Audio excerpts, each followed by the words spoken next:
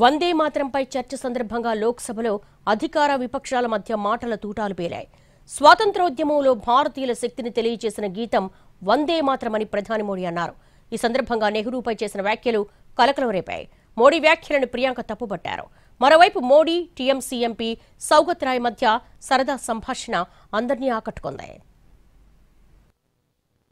వందే మాతరం గీతానికి 150 ఏళ్లైన సందర్భంగా లోక్సభలో ప్రత్యేక చర్చ జరిగింది. స్వాతంత్ర ఉద్యమంలో కోట్ల మందికి స్ఫూర్తి నింపిన వందే మాతర గీతంపై చర్చ జరపడం మనందరి అదృష్టమంటూ ప్రధాని మోదీ చర్చ చేపట్టారు. చరిత్రతో ముడిపడిన అనేక ఘట్టాలను జాతీయ గీతంపై చర్చ కళ్ల ముందుకు తీసుకొస్తుందంటూ కీలక వ్యాఖ్యలు చేశారు. బంకిం చంద్ర చటర్జీ రచించిన వందే మాతరం దేశానికి స్వాతంత్ర్యం సాధించే శక్తిని ఇచ్చిందని, అలాంటి గొప్ప గీతానికి తిరిగి గౌరవాన్ని తేవాల్సిన సమయం వచ్చిందన్నారు. ఎమర్జెన్సీ ఉక్కుపాదం కింద వందే మాతరాన్ని తొక్కిపెట్టారని ఆరోపించారు. 2047 నాటికి భారత్ను అభివృద్ధి చెందిన దేశంగా మార్చేందుకు సంకల్పించామని, ఈ సందర్భంగా వందే మాతర గీతంపై చర్చను చేపడుతున్నామని స్పష్టం చేశారు. బ్రిటిష్ పాలనకు వ్యతిరేకంగా బంకిం చంద్ర చటర్జీ రచించిన వందే మాతరంలో భారత శక్తి సామర్థ్యాలను చాటి చెప్పే దుర్గాదేవి వర్ణన ఉందని మోడీ ప్రస్తావనకు తెచ్చారు.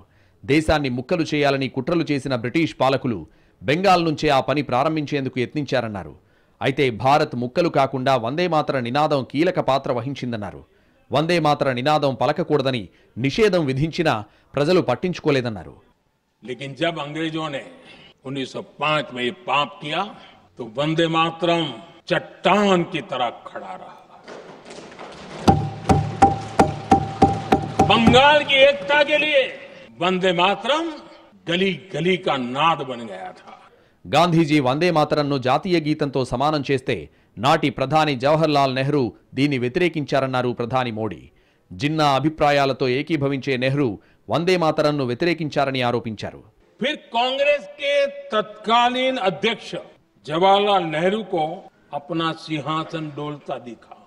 बजाय कि नेहरू जी मुस्लिम लीग के आधारहीन बयानों को तगड़ा जवाब देते, करारा जवाब देते, मुस्लिम लीग के बयानों की निंदा करते और वंदे मातरम के प्रति खुद की भी और कांग्रेस पार्टी की भी నిష్ఠా को ప్రకట్ करते. ప్రధాని చేసిన వ్యాఖ్యలకు కౌంటర్ ఇచ్చారు Priyanka Gandhi.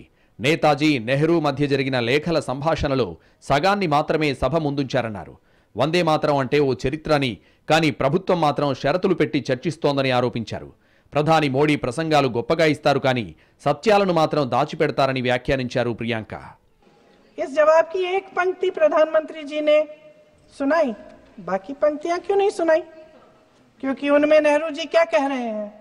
There is no doubt that the present outcry against Vande Mataram is to a large extent a manufactured one by the communalists. దేశం వెలుపల కూడా భారతీయులకు వందే మాతరం ఒక మంత్రంలా మారిపోయిందన్నారు కేంద్ర రక్షణ మంత్రి రాజ్నాథ్ సింగ్.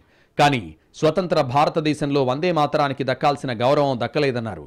జనగణమనకు ప్రాధాన్యమిచ్చిన వందే మాతరాన్ని నిర్లక్ష్యం చేశారని, ముక్కలు చేశారని ఆవేదన వ్యక్తం చేశారు.